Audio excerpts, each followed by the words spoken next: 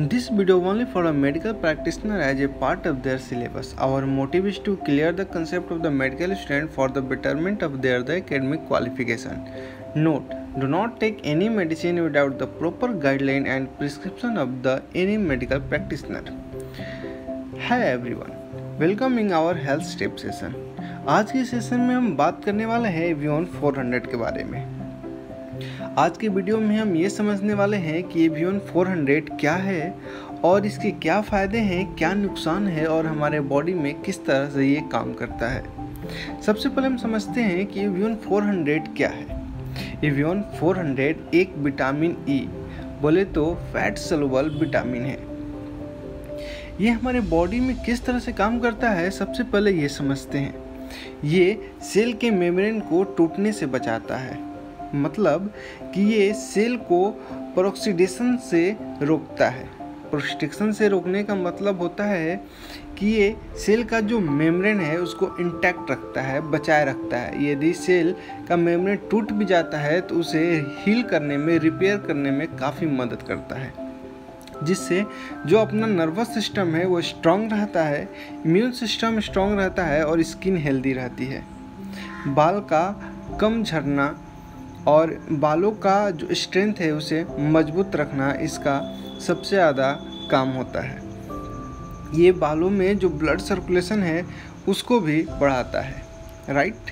ये अर्थरोस्क्लेरोसिस के प्रोसेस को भी रोकता है। इस तरह से बॉडी में ये काम करता है।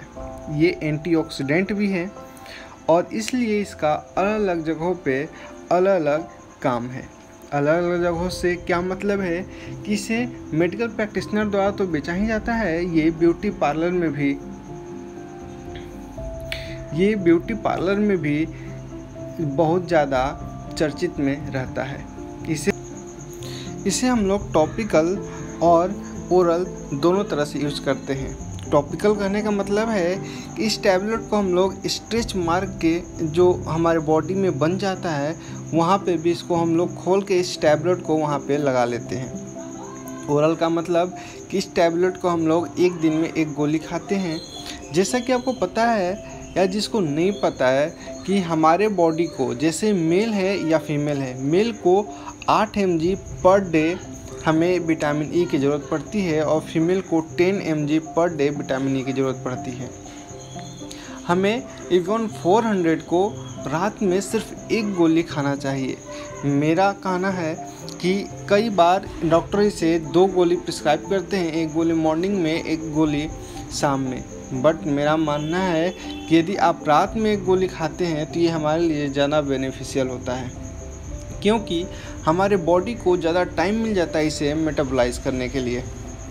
अब इसके सबसे ज़्यादा जो इम्पोर्टेंट यूज है उसके बारे में बात करते हैं, जो कॉमन यूज है, जो आजकल के यंग जनरेशन यूज करती है अपने स्किन को ग्लो करने के लिए, स्किन के रिपेयर और हीलिंग को बढ़ाने के लिए।